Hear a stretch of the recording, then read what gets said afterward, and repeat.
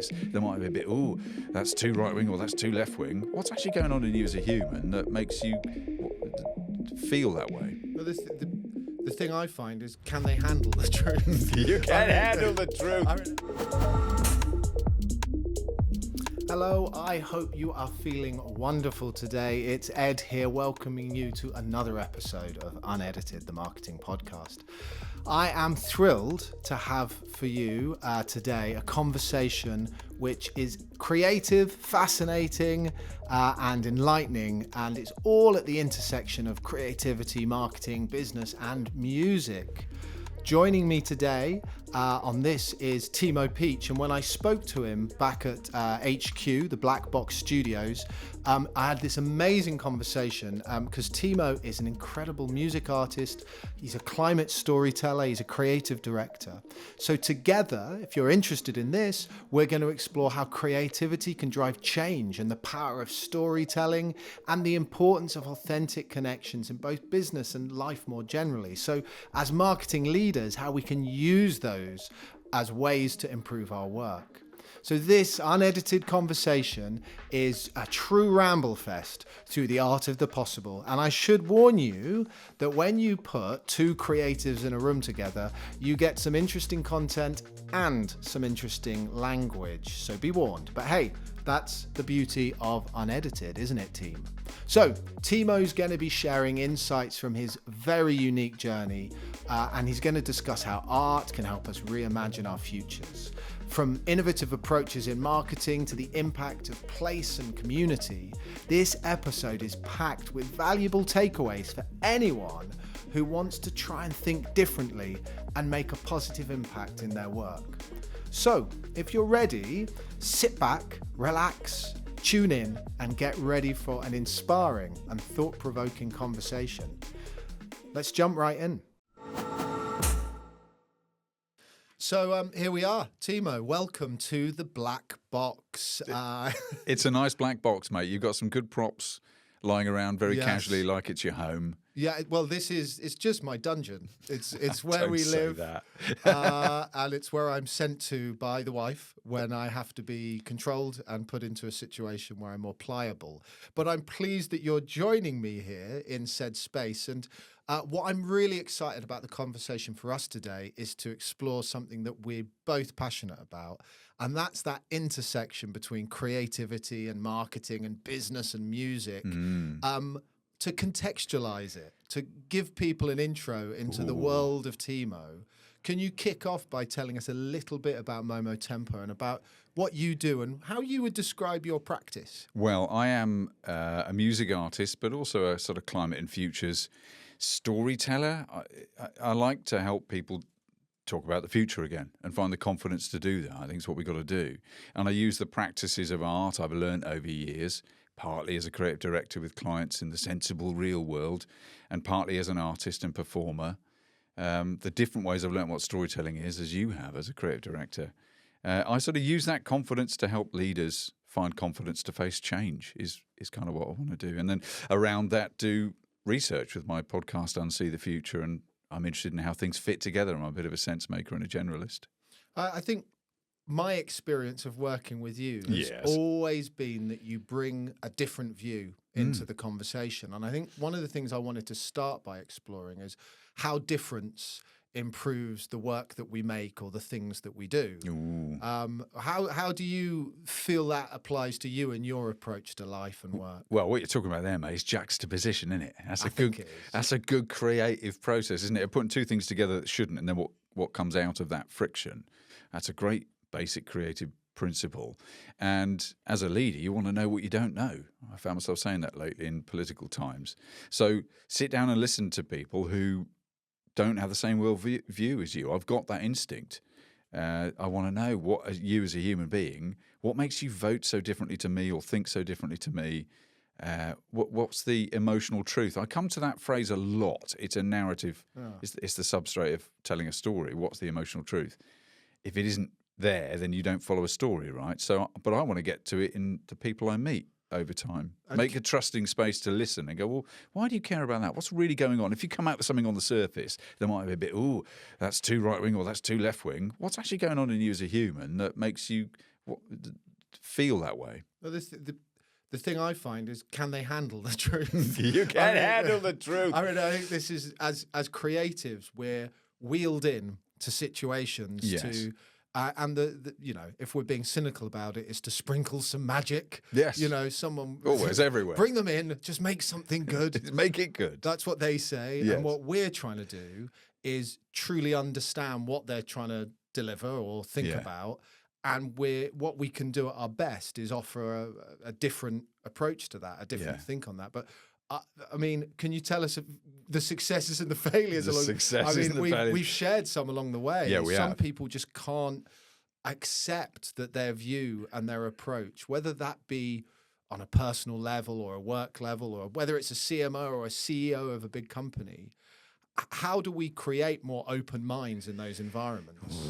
I mean, everything's about relationships, which is about building trust. And trust means showing up consistently and creating safe spaces so people think, oh, I do want to talk to these guys. Don't you think, I don't know whether you agree with this, I'd imagine you would. I've long thought in the design creative direction part of my work I'm a designer partly, it's about actually helping the client reframe what they think they want.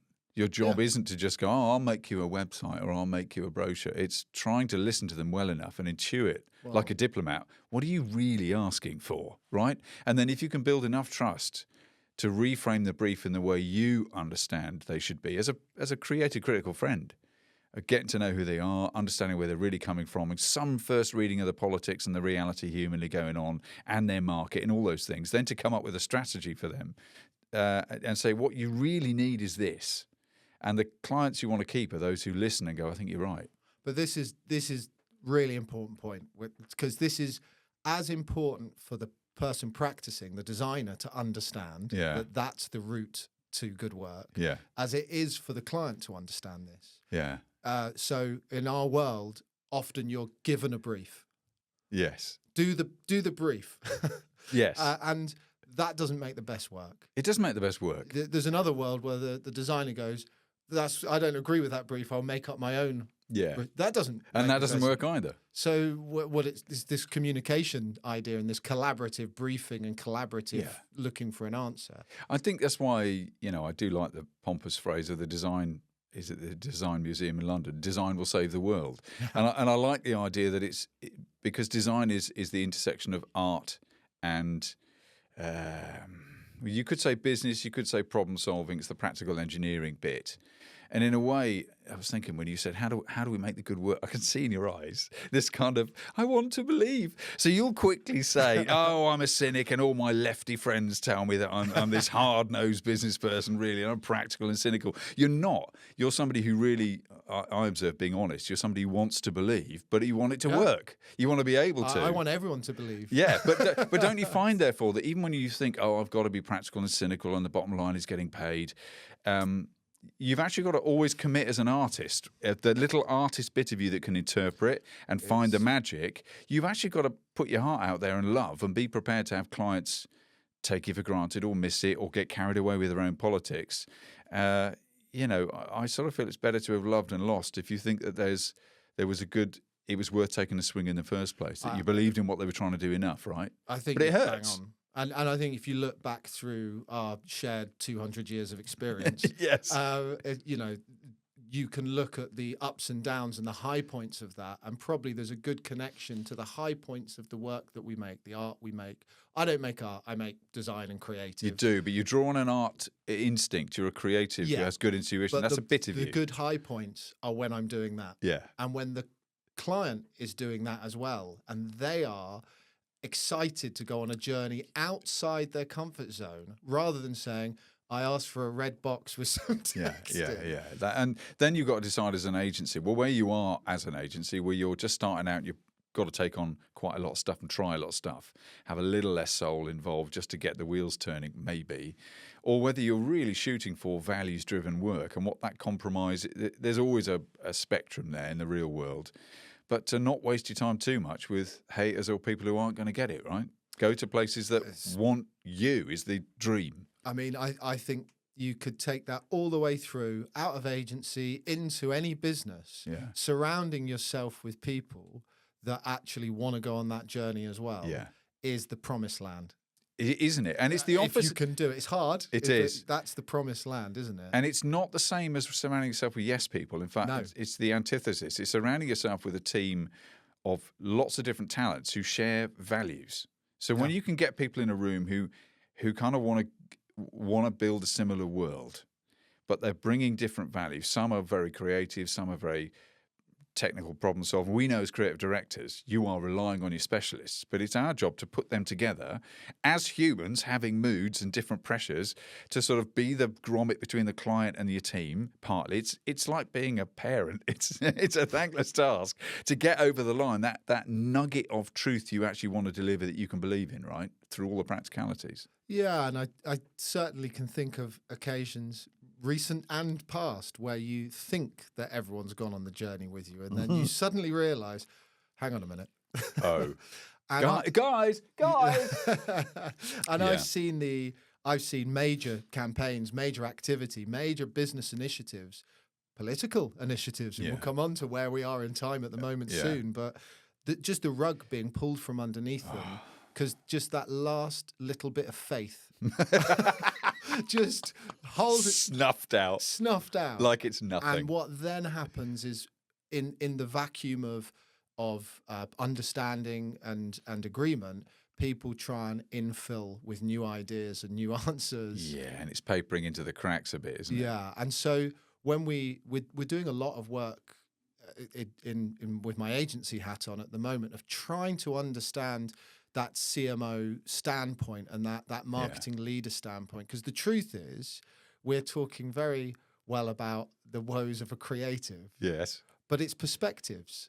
And the reality of the life of a CMO or a marketing leader dealing with people like us is also there. You know, someone explained to me very well, they're going, I know you're passionate about it, but it doesn't really matter. It doesn't really matter. I know you're passionate. It doesn't really matter. No, but this could be good. Yeah, but that's not going to fly. So then you got to decide, well, am I going to just say help them do something that's not a car crash at this point because there's something else to win with them? There's a future in the relationship. So yes, in a relationship, you go up and down a bit. Or is this just a trend that will drain my life? That's it. And part of that is about looking each other eye to eye as we are now, but doing that repeatedly to say, look, are we still on the same page? Because I'm investing as certainly as an agency or as a creative person, you're spending probably more time thinking about this issue than they are. Yeah, that's practically true. And that's what they're buying you in to do. And there's a stat, and there's lots of stats. Yeah. And as a creative, I'm not very good at stats, but we'll quote it anyway. Yes. I think it's something like marketing leaders spend around 19% of their time actually talking to the agency suppliers they have, all of them. Okay, that's a cool quote of data. Let's stick that on a highlight on reel. Right, yeah, probably fact check it, but that's an interesting general principle that you're highlighting there. The idea that we have so little time to get to grips with each other in that relationship. Imagine if that was your home relationship, and you spend 19% of your time and you've got to organise the whole house and everything. Extend that to a business. So there's such a small amount of time we all have together, making those moments joyful and interesting and creative is really at the heart of, and interesting, is at the heart of that good relationship piece. I think so. And it's showing that you listened. Basis of any relationship, you build trust because somebody reflects back, oh, you took notice of that. You took in that thing I said, you reflected back that phrase, or you came back with work that really addressed the hit points. So taking the brief well in the room from our point of view is important. Because if you're a CMO, you're trying to commission people you know you can trust to come back with what you need. And to ideally, there's this extra thing that I'm always trying to do, which is add the sort of intangible value of, oh, it's good to see you.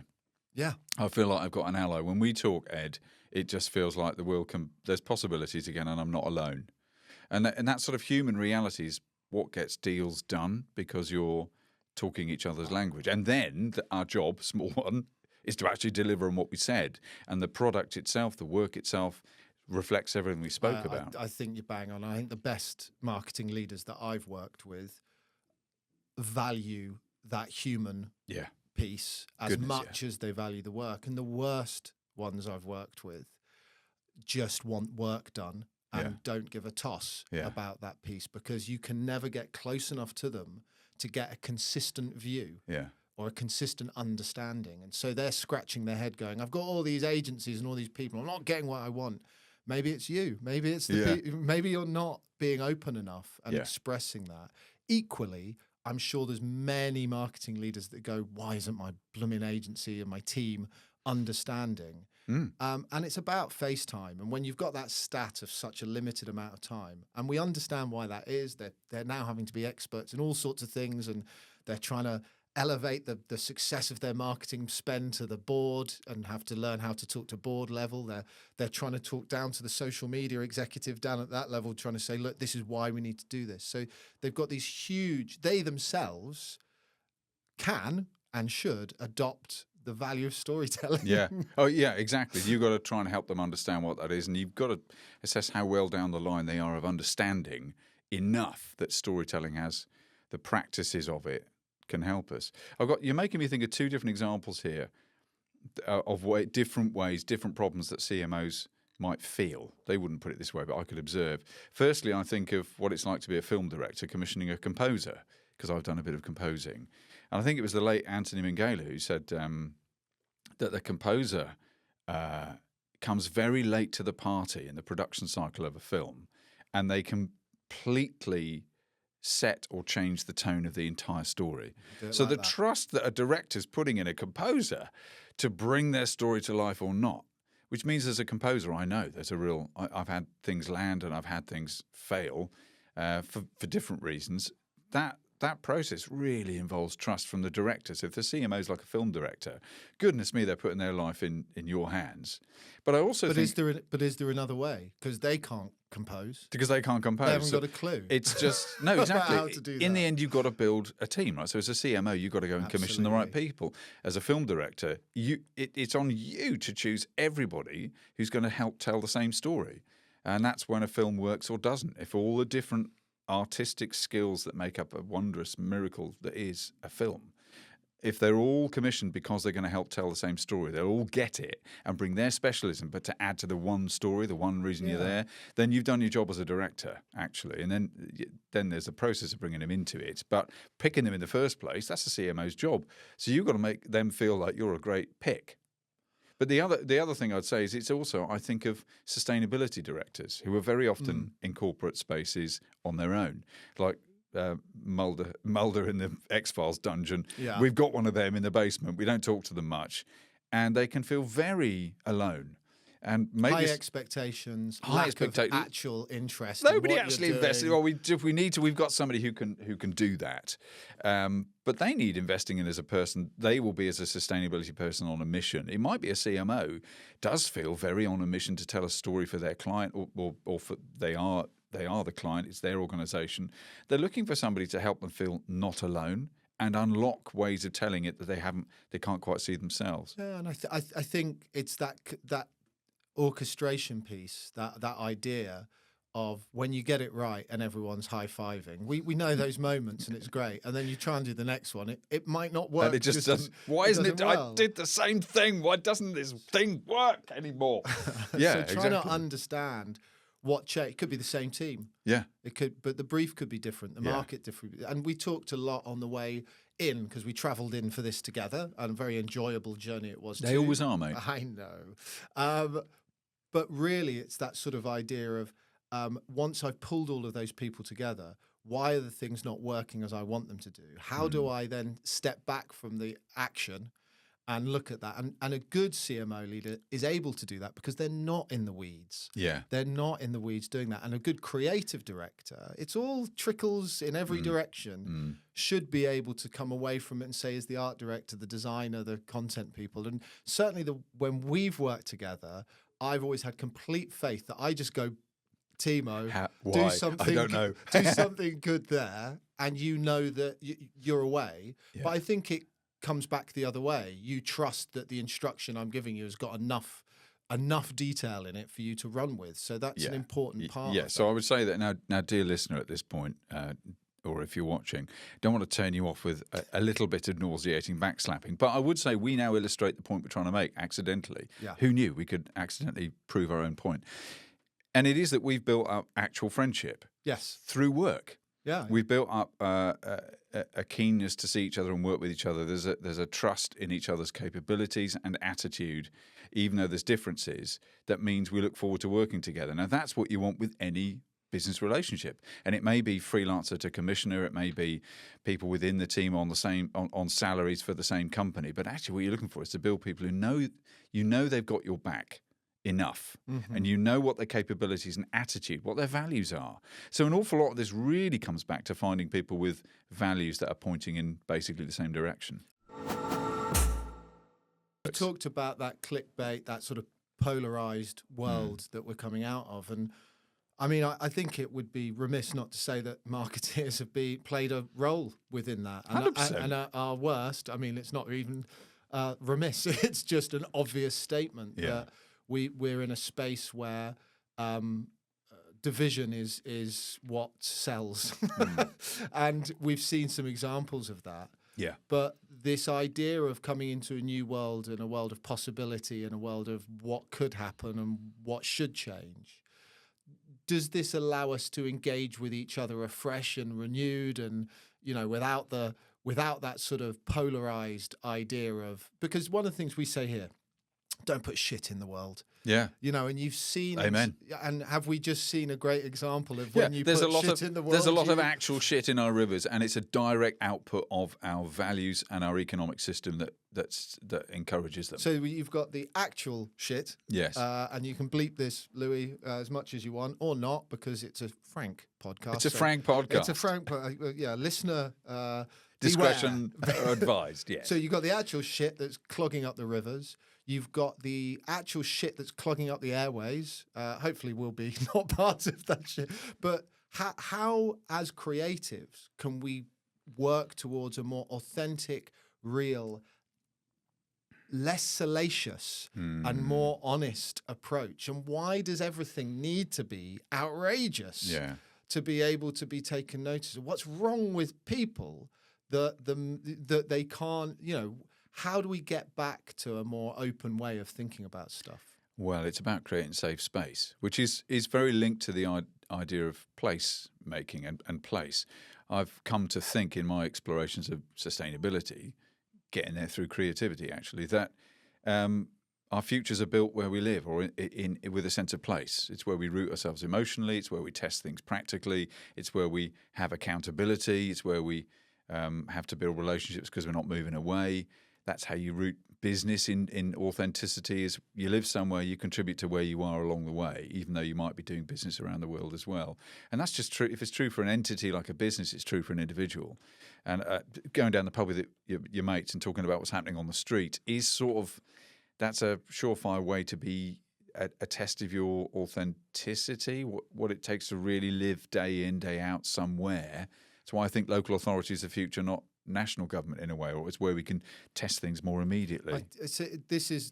We touched on this on the way here, and I think it's a really interesting point because over the last sort of 5 years, there's been an erosion of place, and you might be persuaded by the idea that globalization means that local doesn't mean anything. But then you only have to walk outside to see the impact of the lack of investment in place, and you start thinking, hang on a minute. And we certainly in our agency, and we were faced with the idea of, well, we don't need an office anymore. And I'm sure there's many listeners. There might be marketing leaders, CEOs, bosses, people. There's probably people sat at home listening to this. Are you sat at home now on your computer and you think you've won?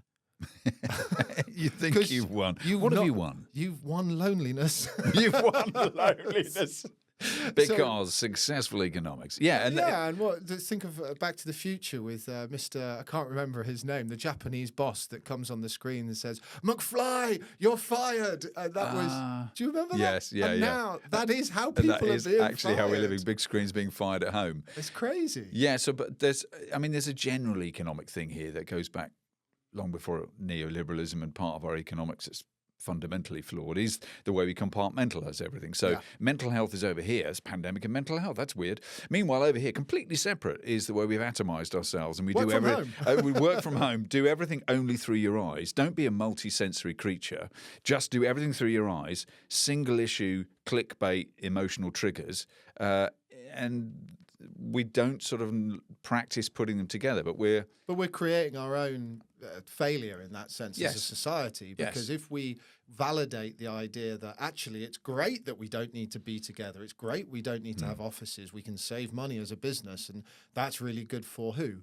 For the people? No, for the shareholders. Yeah. And what does that then mean for the customers? Eventually, customers look at those businesses and say, do these businesses share the values that we have? Does anyone share the values? Do I even have any values left? Yes, do I have any? Because I'm so bereft of speaking to each other, listening, conversing. Yeah, well, you just got at where's that. my view? Do I have any values left? And the thing I've often said about the very old-fashioned Gordon Gekko view, when people, the last fig leaf of autonomy is cynicism. No, I've seen the world and it'll always let you down.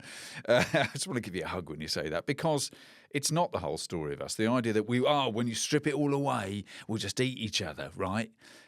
No, that's not the whole truth. The whole truth is, we will do that in some circumstances. You bet. That push us into that end of who we are, the spectrum of who we are. We'll be wankers. And we'll be out for ourselves. But it's not the whole truth. The other end of us is we want kindness and safety and to give things. And we're sort of, each human is some spectrum of all of those things. And so the trick to healthiness is putting yourself more regularly in spaces that keeps you more up the good end of you on a good day. So the more we can help each other do that, I think it's the idea of a society. But you can do it in a business. Don't swear. Don't use the S word. Don't use the S word. Oh, well, that idea that Thatcher famously said there's no such thing. It was, as I've heard people say, it wasn't a declaration of truth. It was a declaration of intent. That was her mission. And it was, and it's led to where we are, where we think, it's all on my shoulders. No, it's not. You're communal. But to have that balance of what's your individual motivation, strength and safety, have a bit of time at home where you're not at a beige desk 5 days a week, but also find the balance. Find the balance. And so we've actually unlocked a way to maybe have much more healthy working lives, because we could have some time together and in that communal space and some time getting shit done at home. For me, it's what motivates it. If the motivation for you doing that, and breaking, and where we started with this was place. Yeah. When we this building that we're in today, the lease came up for renewal, and the board said, let's dump should we get rid of the office? I went and looked round loads of different flexible working spaces and found every single agency. Yeah. Like literally every agency in there. I'm thinking, hang on a minute, this is weird. Yes. And I spoke to some of them. They go, we're not really.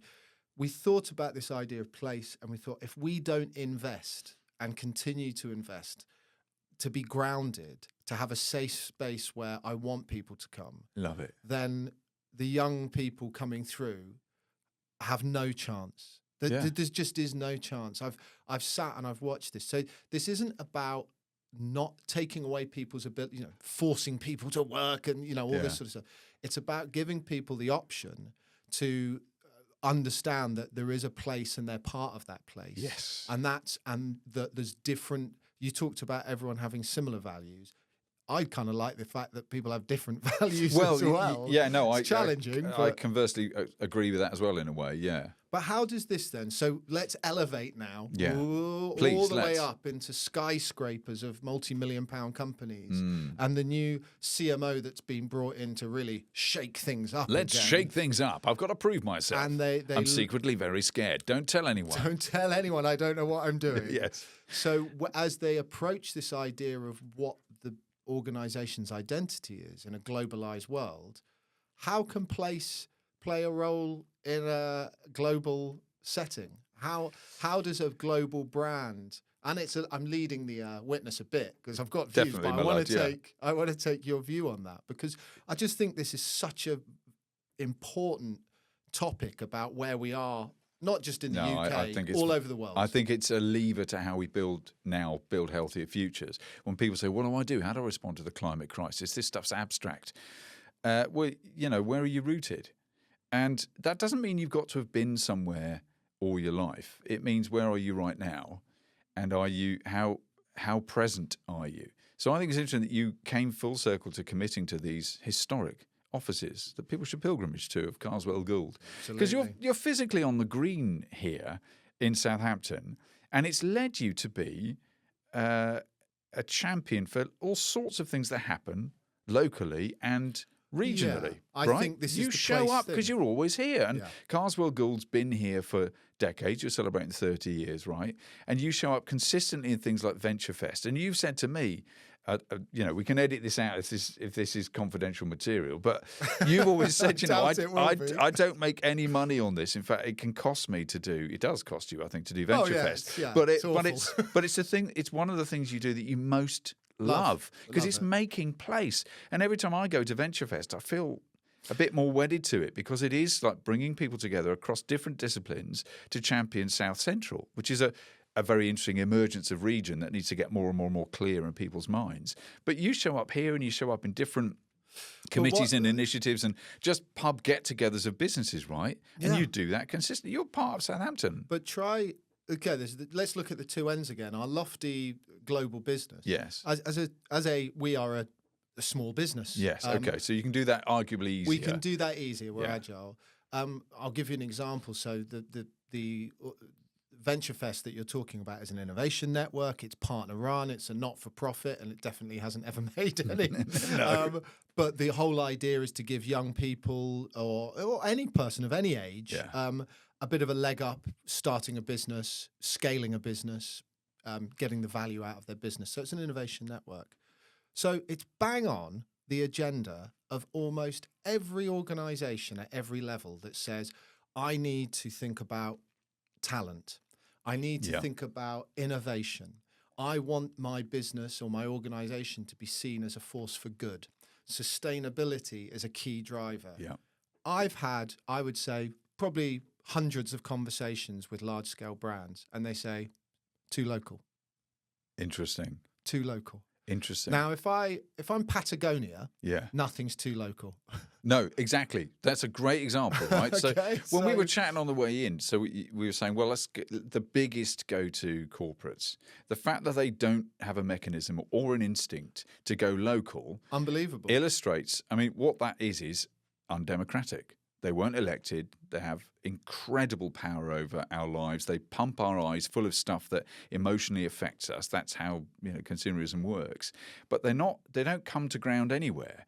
And it famously hollows out industries in some places and puts it somewhere cheaper, and then that has to go round, and people's lives get swept up in that. And we understand why. It's capitalism. Stuff. Yes. But so what they could do, I wonder whether, you prompted me in the car, I think, to think about how, I'm often saying how I think the future is much more to do with local government than national government, although we need all these tiers of mechanism.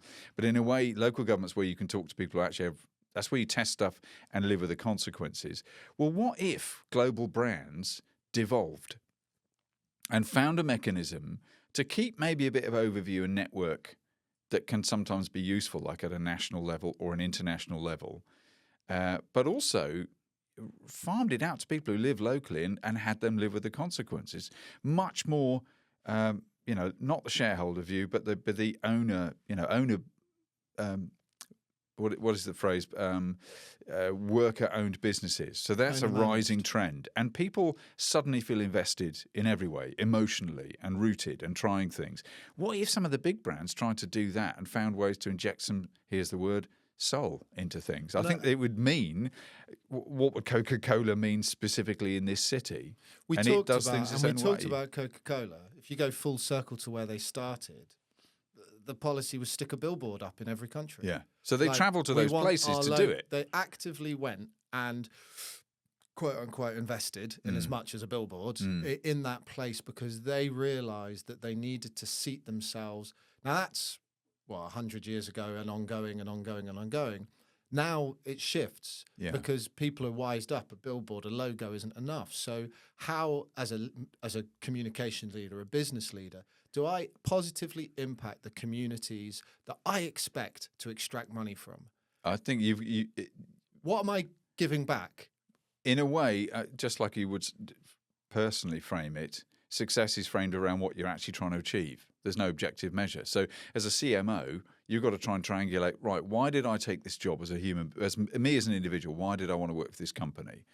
What of me does align with this business? Am I here with some sense of purpose? Can I see there's some nascent or definite sense of purpose in this business that gives me opportunity to explore things I care about? That's the hope, right? If you're in that lucky enough position, then how do you find people like us who can help reflect and amplify that in ways you can't on your own as part of that mechanism? And then together, if you line up the right people, outside help and inside help, with enough sense of, we could try this. It starts with testing stuff. It comes back to safe spaces, incubators, small scale, learn fast, try stuff. Safe spaces to fail, as we put it in the car. That's the human way. And it links to a theme you also got us onto another time, which was ideology. When people stand in extremely perfect, righteous places, we just have conflict. My approach to sustainability is there's no such thing as perfect sustainability. It's imperfect, as my wife Caroline puts it. And that's the only way to engage. That the planet, you belong to the planet. You are imperfect. The only future is the one that you have a go at, knowing that you will never be righteous. You'll never get it all right. So have a go anyway and see what good you do and what comes back to you from having tried, knowing that, I'm forever a hypocritical old utopian. I don't care enough. I have my passionate moments. There are times when I want to switch off, and that's me as a normal human. So I think that's everybody. That's everybody, right? So let's talk that way. Personal honesty, like being really honest with yourself. Of there's no point trying to fool me. And even worse, trying to fool yourself. Yes. And the expectations of leaders in business and in politics and in life, the expectations they build upon themselves. Yeah. The idea that because I'm in a leadership role in a massive multinational business, I somehow have to be a different type of human being than I was if I was running a small business. Yeah. And it's not even a us and them sort of idea. It's actually, I just feel sorry that they have for them that they've got so much load on that sort of idea. And you talk about a new prime minister coming in. What a toxic world to come into. Why would you want to a new try leadership that? role? So as a creative and as someone that partners people in those leadership roles to try and help them succeed, it is that bit, come back to that understanding and being there and being open and saying, it's all right. It's all right. You can cry on my shoulder because I'll be really open about it. There's things I feel devastated about in what we're doing. And so the thing work through that. I always talk about Momo bringing creative confidence for change with leaders. You can talk to me a bit like a confessor because it's part of my... It's not judgmental. It's not judgmental because it's part of my brand to be in touch with my art, poetic, honest side. And that's what comedians do. They bring this energy of, I'm an idiot, what can I do? And that's how they get to talk, get laughs, make emotional connection with the audience. Oh, yeah, that could be me. They've said out loud what I would never have the courage to. But also then they can seed in points of view that that they might have. That's the privilege of the artist. That's what I'm trying to bring in. And that's what agencies are sort of... In there is all that sort of soul and art stuff that is the magic that gets problem solving and empathy going in campaign, things that seem anodyne like campaigns and strategies and spends. That the magic little bit of inspiration that makes human beings respond is the soulfulness that artists are meant to be very closely in touch with. And the corporate world is not safe. When you talk to people with hierarchy, it is not a safe space to be yourself. We've seen it time and time again. Time and time again. So in a way, if you're somewhere in the middle or senior as a leader and you understand the game you're in and what you've got to be seen to give back, you've got to deliver and you've not got to screw it up, by forming a little test bed with some outside help and a few trusted people inside, you can maybe form a little test bed to try some stuff that is a bit soulful. Secretly, let's have a go at this. So the problem we've been charged with addressing might be this. There's an event coming up or there's a particular problem. Somebody senior in their panic said, just fix this. All right, well, I'll get Ed in, and I know I can cry on his shoulder a bit secretly, and I won't look bad in his eyes because he's not part of the infrastructure I'm in. Together, we could maybe solve some things and try some things. I love the idea of devolution. I don't want to go. I don't want to move off that too quickly. Yeah. And by that I mean large-scale multinationals devolving power. Something in that. Obviously, there's this efficiency that comes back. It's like, okay, let's centralize. Let's centralize. Yeah, let's centralize. always. And in so doing, we become more and more distant. And there's an old advertising guy that talked about, I forget his name, but JJL, or I can't remember the agency, but it's defining that direct line between the product and the customer, or the citizen and the politician, or the student and the teacher, and everything that we put in between that. And we've created an industry that relies on putting complexity in. It's like, let's create, we've gone through this whole time of going, right, we'll break marketing and communications up into its disparate parts, then we'll break those up into specialist agencies. So you end up with a million different agencies called things like Mustache that are based in Shoreditch, and they only specialize in left-handed pay-per-click on a Tuesday. And that's a crazy world when it just distances that customer all the way. It can do. Well, it can get super close as well. I suppose the idea of the micro niche as a music artist, that's where you can thrive. The idea that you could, if you can find 2,000 regular people who subscribe to your work because they love your very specific brand of music, then you've got an income and a career. So there's something about that that's extreme devolution where you're a super specialist.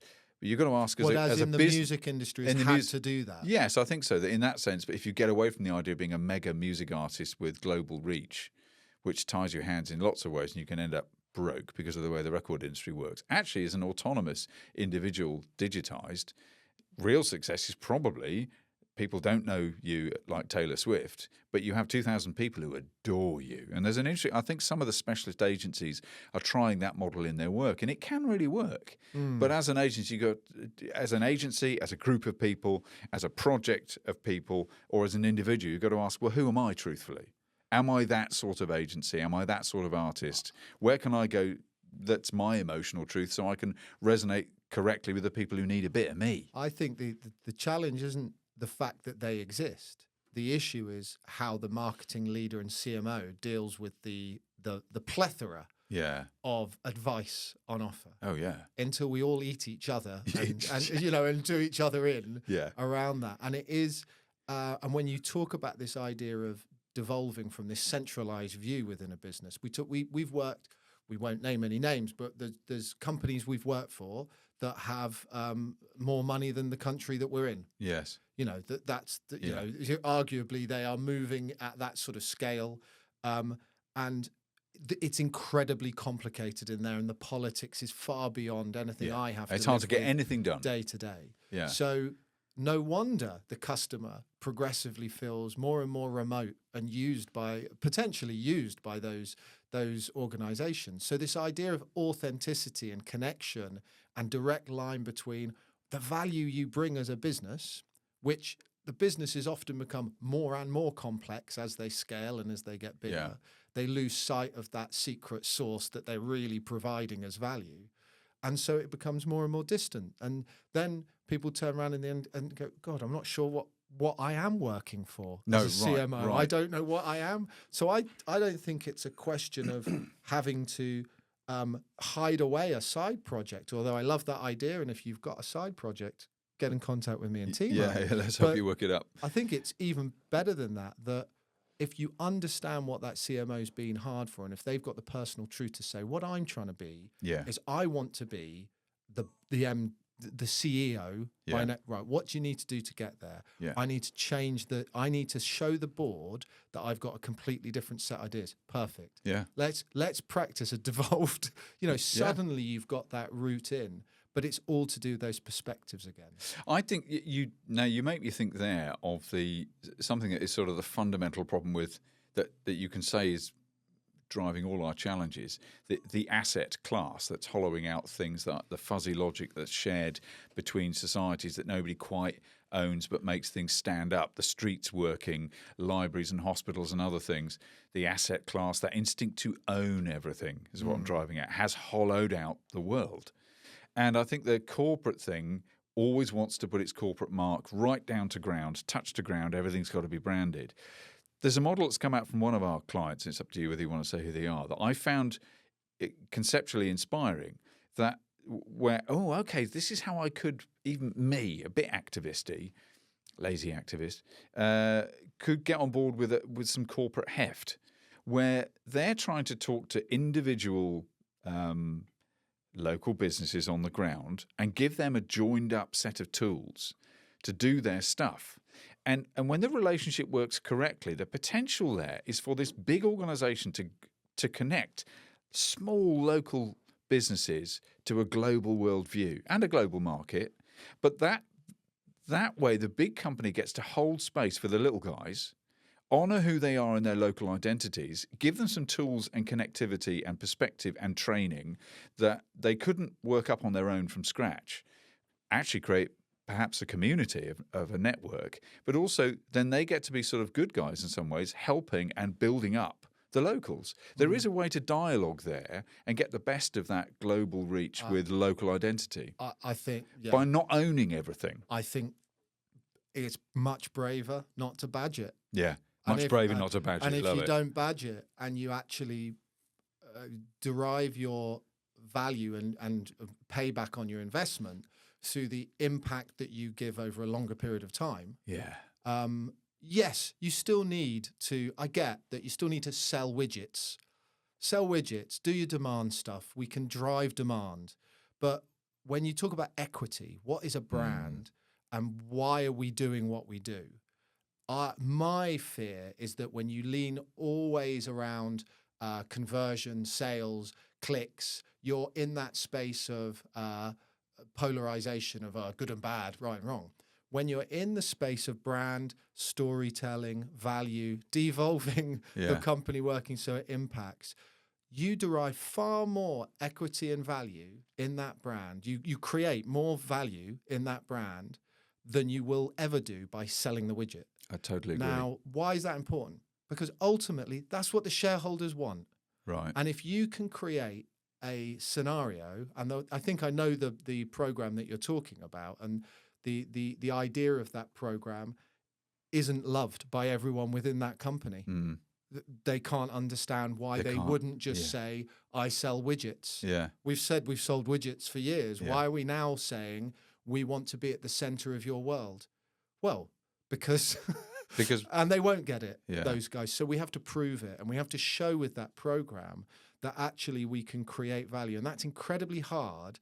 And without wanting to continually back and forth between the comparison of the political party and the ruling class of these global businesses, these people ain't in their jobs for as long as maybe other people sometimes. And they're trying to show immediate return.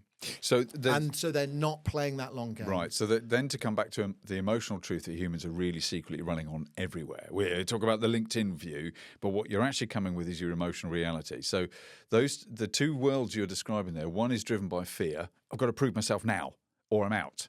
And the other is driven with confidence. Long term, it's braver not to badge it. This is CEO level now. And this is what's the CEO telling the CMO. Yeah. What's the CMO telling their team? We've got to get oh, fucking hell, I won't think about anything other. Where's that fear coming from? That will always be a fear reaction. When somebody comes in and shouts at you, it's because there's a fear thing going on. And if they have to operate that way, it's because there's something going on there.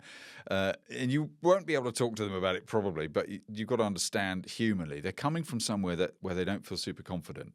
It's braver not to badge it. What's that tapping into? It's the idea that when we say, oh, it's dog eat dog, people will eat each other, and then we give awards to the local heroes who are what? They turn up every day without being thanked.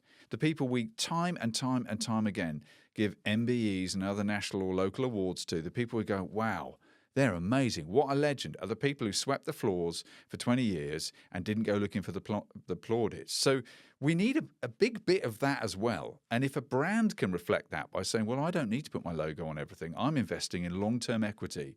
Are you basically investing in growth or investing in relationships? And the irony there is if you get it right, you are deriving more value. You are, and because your shares are worth more. Your shares are worth more, but the way that grows in that sense and more sustainably and consistently is because you're building different types of value at once. Yeah. And there's the nub of our whole what's driving the climate crisis. We've got one type of value, and it's total ownership and it's total growth.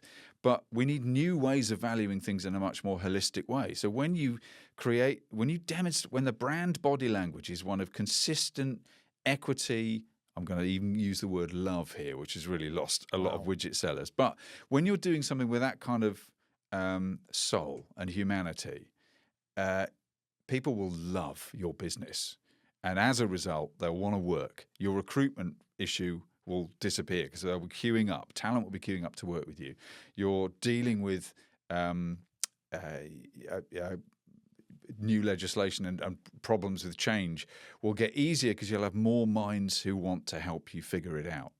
It's that sort of comes back to the soft power and it's culture. There's the word. Storytelling gets to the heart of how we actually function as animals, and it's culture. The story we think we're in.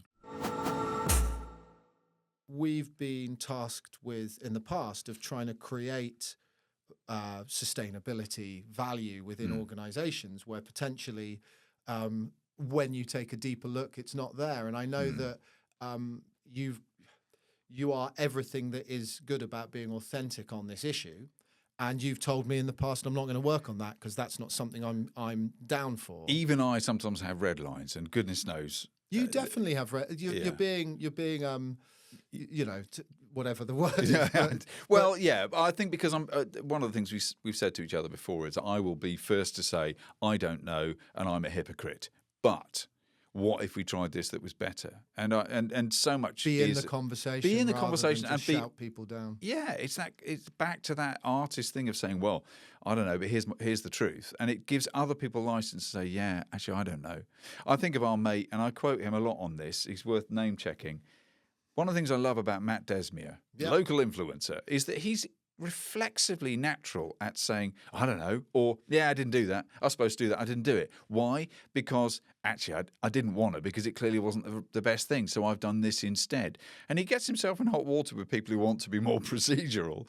But he tends to cut through to what actually, as a marketeer, which is what he might describe himself as, what the truth is of something. And it's freeing to be around somebody like that. And other people I know who'll say, no, I got that wrong. I don't know. That is not the corporate way. The corporate way is keep your head down, make it look like you've got all the answers together. Politicians do this. Yeah. Arguably, Rishi Sunak was doing that thing of trying to look strong by spontaneously pushing a big red button and go, look, I'll do something random as a leader and call the election now, when he had absolutely nothing lined up. It was a terrible miscalculation. But he was trying to look strong. And these are those panic moments again. Panic moments. I mean, Brexit was caused by one of these panic moments. It was a big old panic moment. You know, there's plenty. And in all in the 30 years we've been doing this, there's been plenty of time when I look back that I realised the reason I was staying up until 2 a.m. working on a project was not because that was the project that needed to happen, but it was because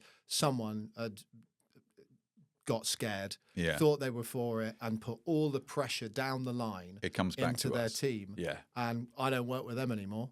From my own choice. Yes, because when you're being pushed to do things that actually you think, am I adding value to the business that I'm being paid by? 100%. Or am I covering the arse of someone in that business who's not spent enough time preparing properly? I'm always here for my clients to work with them well in advance of stuff, to get their head around ideas, because then you can make those moments, not panic moments, but planned moments. Oh, I love it. And when you push that red button, it's because it's a fucking good red button. You're going to launch something. And when you do it, everyone goes, that is brilliant. Yes. Oh, I've been waiting for that. You want those moments. Not, what the hell did that guy just do? That felt a bit odd. And I think it's transparent in the work that we do and the way that we deal with each other. Yeah. And I'm going to look at my team over here. I am not perfect in what I'm saying here. There's moments where I go, we've got to do it. We've got to get it done. Yeah, because we've all been there. I'm in a service industry. Yeah. And at my heart, I want to make the client partners I've got look as good as possible. Yeah, it's your job. But if I had a message to our dear listener, if you are a marketing leader, don't push your teams to the brink and don't push your agencies to the brink, because they won't be there when you need them most. Yeah, exactly. And if you work, and you won't get the best work, but if you work in the way that Timo and I have been talking today about that collaborative approach to briefing and that collaborative approach to working with your team and getting different people in the room and listening. Yes, it takes more time. Yeah. Yes, you're busy. I get it. But it will work out better in the end. One of the things I wanted to touch on as well is that amazing Global Goals podcast that you did. Oh, yeah. Which was music-based. I think if you tell the listener a little bit about that, because for me, that was something where actually talking about the subject in a different way, through a different lens, through music, was a great way for me to get my head around some of those challenges. So that's interesting. That's very relevant because I've just been up at the RSA. First time I've been in there and visited in London last week for London Climate Week. And it's my showbiz mate, A.Y. Young. I met him online. He wants to make a podcast around his Battery Tour project. He's a music artist. He really brings the showbiz. He almost makes me look like the sensible one in a room. But we really struck it off. He was in Kansas City. I'm based in Bournemouth. We did our first 25 shows, having never met physically. We've done a couple of shows in Rome and Milan with the UN Food, the FCO. I can't remember his. Everyone needs an acronym. Everyone needs an acronym, right? And he uses kind of the idea of music and breaking the spell of the fear with art and creativity to bring people together. His Project 17 is trying to put songs against each of the 17 global goals as a way of bringing them alive, the SDGs. And it's a way of kind of... The energy I get from it is that we can get to talk about the power of art in changing the way we see the world and changing the way we feel about it by bringing people into it. So he pulled people together for London Climate Week at the RSA, partnering with them, partnering with... He's got corporates that he's bringing in to help fund what he does, to be part of that conversation. And he's the young youth ambassador. He was one of the UN. Young something. So he's got the headline on there. He was for a couple of years UN Young Leader. Yeah. And so he's connected to a lot of high level things. Goes around the world, sort of singing, and trying to highlight that sort of energy in the room for changing the world. And the great takeaway I've got from him really is this phrase: plug in your passion. When you don't know where to start, what is your passion? Plug that in, and that's the place to start. And this last week, he pulled musicians and others together. We had Andy Haldane, the head of the RSA, in a session with us to have that conversation about how art and creativity and music can help us practice up new ways of feeling and seeing the problems as they are. Is the idea that it helps you explore those realities and those different possibilities from, and talking more practically, from a change point of view of how we deal with the systems and the food systems and the environment? Is that the sort of topics? Or? I think in a way, like, when you talk about greenwashing, one of those things that organisations like the UN can do all too easily is make everybody feel good and look good, and then what?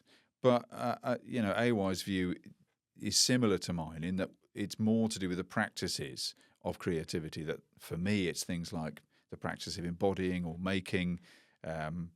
The more you do a thing, the more you become a thing, trying things on, telling stories about what else we can do. That's my great thing, is let's write the stories, the new songs and stories of us. What's the future we actually want?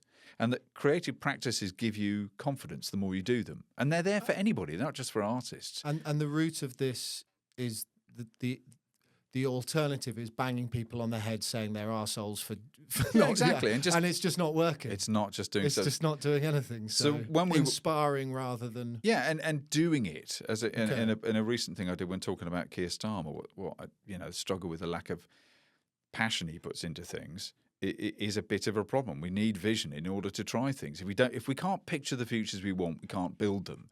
And I argue in all my work, the lever I use is that all of us as ordinary citizens have completely, for 40 years, fallen out of the idea of imagining the futures we really want. We imagine it's just a cyberpunk dystopian collapse and that's it. But if we had more... Because we've been shown it Because we've been shown only that forever, because it's our economics. But what if we practiced up a more solar punk, test bed, healthy relationship with nature, where we punk the tech a bit and put it into relationship with nature and relationship with society, relationship with place, relationship with more soulful outputs, we'll find a more holistic, much more resilient, much more trusting context to do stuff. And I think the practices of art just bring it out. My friend Rina Atienza was there, and she actually sort of sum things up better than any of us speaking on the stages. She said to me one night, and then I sort of said to her, can you ask this question in the room?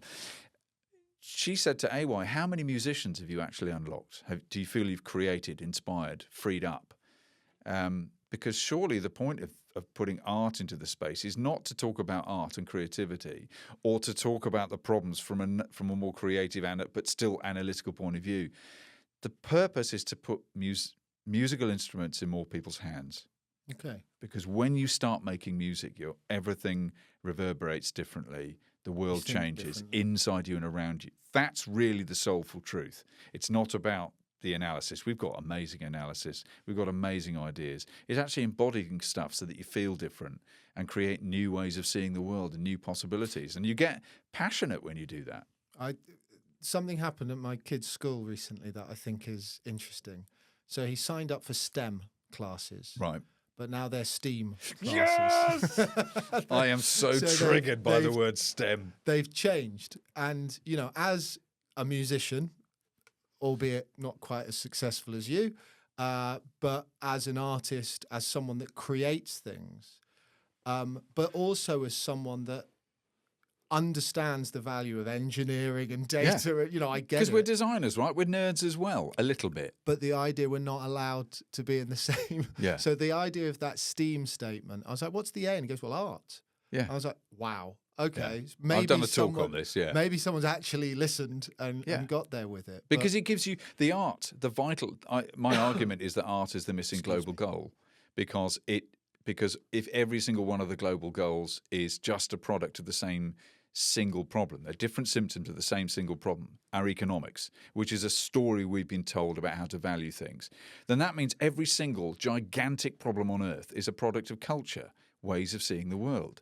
So that the goal we're missing is art, because art is the business of creating new ways of seeing. And there's nothing else we need. There's nothing else we need more than mechanisms in our ordinary citizen-level lives of working up new ways of seeing. There's an amazing amount of fear, I think, involved in people that don't consider themselves creative. Yeah.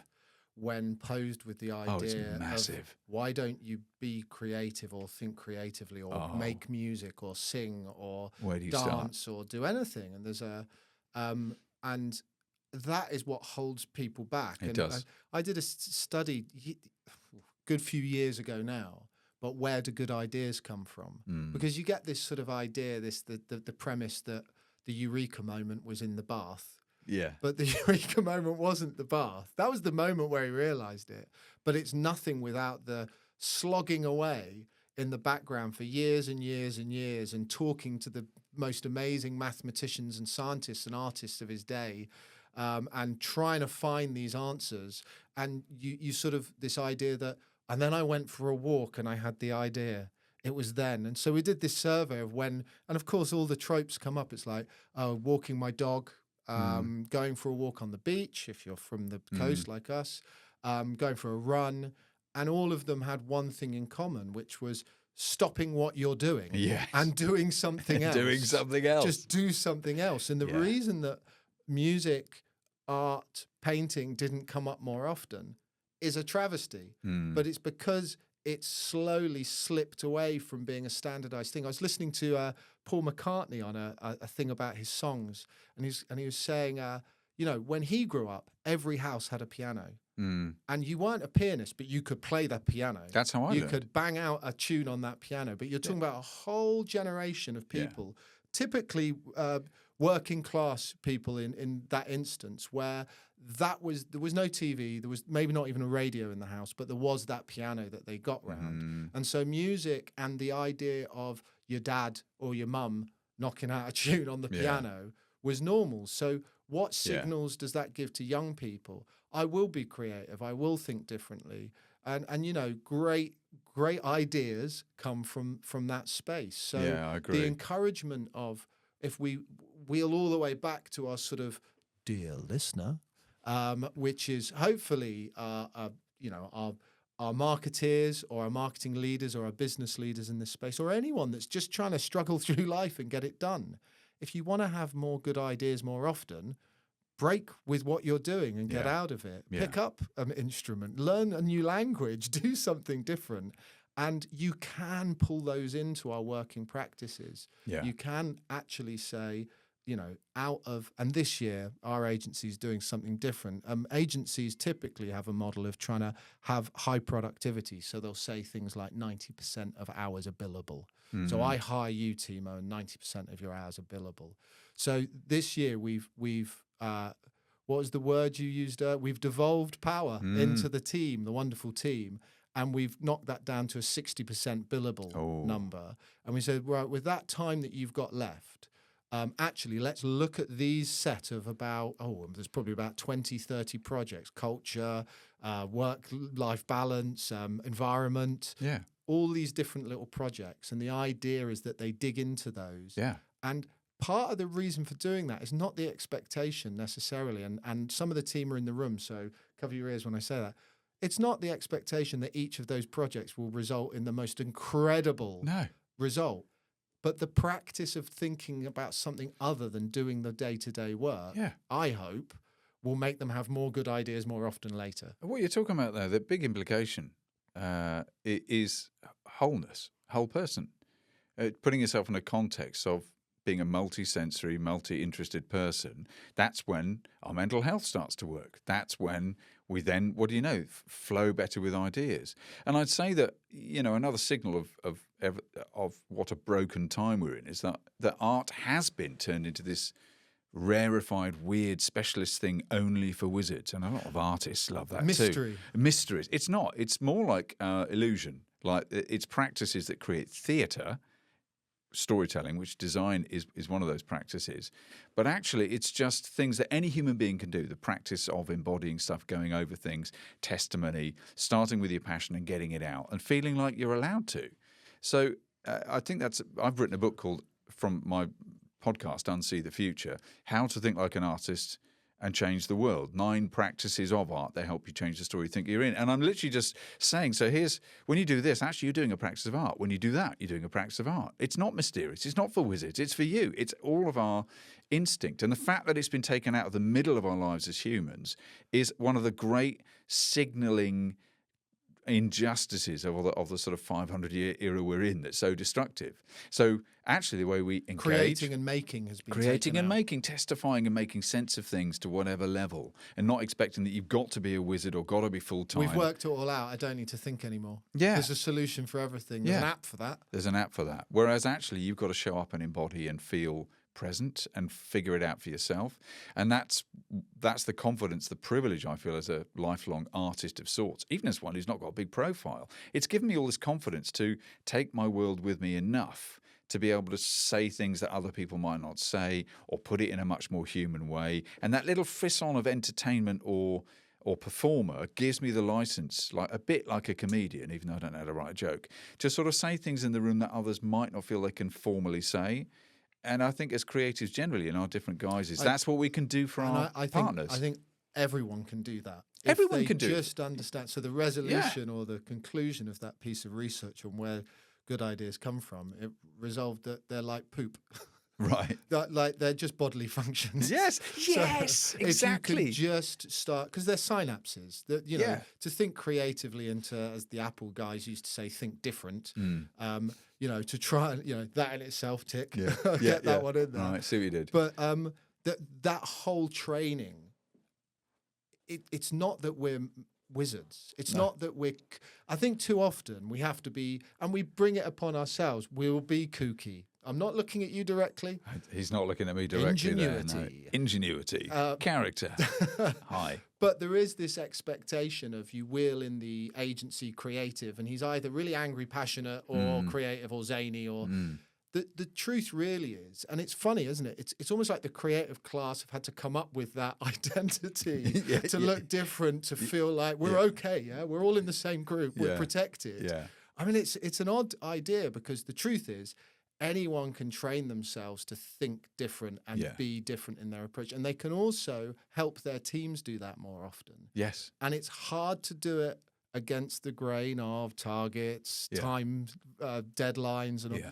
But you can try and find those little moments that allow you and others to reflect on what's going on in the world and what's going on around them, and sort of frame the problem And if you can't do that, you're very lucky that people like us exist. A new world order for us all. Yes. A world of possibility. Yeah. But one in which that I think today we've really explored this idea of how can I reframe my own challenge within that, whatever level I'm at, whatever job I'm doing. But how can I either pull people in around me that are artists that I can speak to, reflect, and get a different view, but also how can I create an environment where more of that happens more often in my own life? Yeah. So what are your hopes as you move forward, and how do you really, what are your hopes for your own practice and how that's going to evolve, and where next for Timo? I have recently done a show for Bournemouth University. Actually, it was through Matt, where I took my music show, took my music work as Momo Tempo into an innovation festival. And I could sort of, it was weirdly like I was embodying me doing the talks that I do, but with the band.